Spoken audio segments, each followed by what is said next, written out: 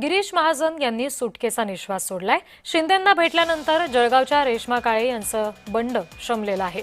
जळगावातील शिवसेनेच्या बंडखोर उमेदवार रेश्मा काळे यांनी उपमुख्यमंत्री एकनाथ शिंदे यांची भेट घेतली। यावेळी शिंदेंनी रेश्मा काळेंना महायुतीच्या उमेदवाराला पाठिंबा देण्याचे आदेश दिले। त्यानंतर रेश्मा काळे यांनी बंडखोरीची तलवार म्यान करत भाजपच्या नंदकिशोर महाजन यांना पाठिंबा देण्याचा निर्णय घेतलाय।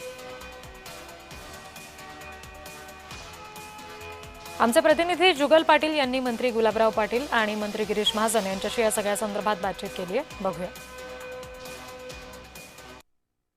महायुतीच्या नेत्यांची आज बैठक पार पडलेली आहे। रेश्मा काळे यांनी माघार घेतली। या संदर्भात मंत्री गुलाबराव पाटील आपल्यासोबत आहे। भाऊ, काय सांगणार? महायुतीच्या नेत्यांची बैठक झाली आहे, रेश्मा काळे यांनी आपली माघार घेतली आहे, काय सांगणार? शिंदे साहेबांनी ही उमेदवारी डिक्लेअर केलेली आहे आणि त्यांनी माघार झाल्याचं घोषित केलेलं आहे। त्यामुळे जळगाव विधान परिषदेची निवडणूक ही आता एकतर्फा झालेली आहे आणि निश्चितपणाने आमचा विजय होणार आहे। नाराजी दूर झाली का त्यांची? हे बघा, उमेदवारी मागणं म्हणजे नाराजी नसणं आहे, आपला हक्क मागणं आहे आणि जर तो हक्क मिळत नसेल तर वरिष्ठांपर्यंत तो पोहोचवणं आहे। वरिष्ठांनी त्यांना जो आदेश दिला तो त्यांनी मान्य केला आहे।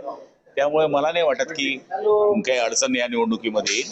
ही निवडणूक आम्ही जिंकू। रेश्मा काळे यांनी कालच साताऱ्याला जाऊन माननीय उपमुख्यमंत्री शिंदे साहेबांची भेट घेतली। त्यांनी आपली माघार या ठिकाणी घेतलेली आहे, त्यांनी स्वतः जाहीर केलं आहे आणि माननीय शिंदे साहेबांनी जाहीर केलेलं आहे। आता इथे महायुतीचे एकच उमेदवार राहिलेले आहेत, नंदकिशोर महाजन। खूप मोठ्या बहुसंख्येने मोठ्या मताधिक्याने ते यावेळेला निवडून येतील।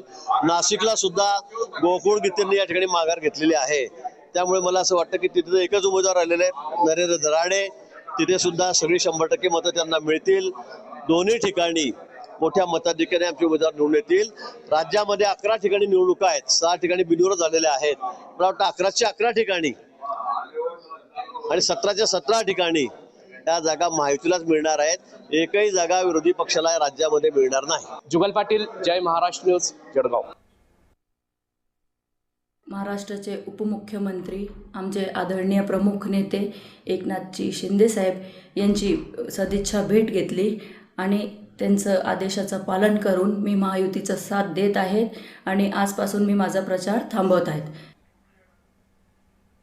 मला वाटतं एक महायुती म्हणूनच सगळे लोक एकत्र आहेत आणि आमच्याकडे महायुतीकडे बहुमत आहे आणि त्यामुळेच या निवडणुका मी सुरुवातीलाच सांगितलं होतं की महायुती म्हणून आम्ही 17च्या 17 निवडणूक सुरुवातीला जेव्हा बिनविरोध व्हायच्या अगोदर आम्ही या सर्व निवडणुका जिंकणार, कारण बहुमत आमच्याकडे आहे आणि त्यामुळे या निवडणुका ज्या बिनविरोध झाल्या त्या वगळता इतर निवडणुकांमध्ये महायुती जिंकली।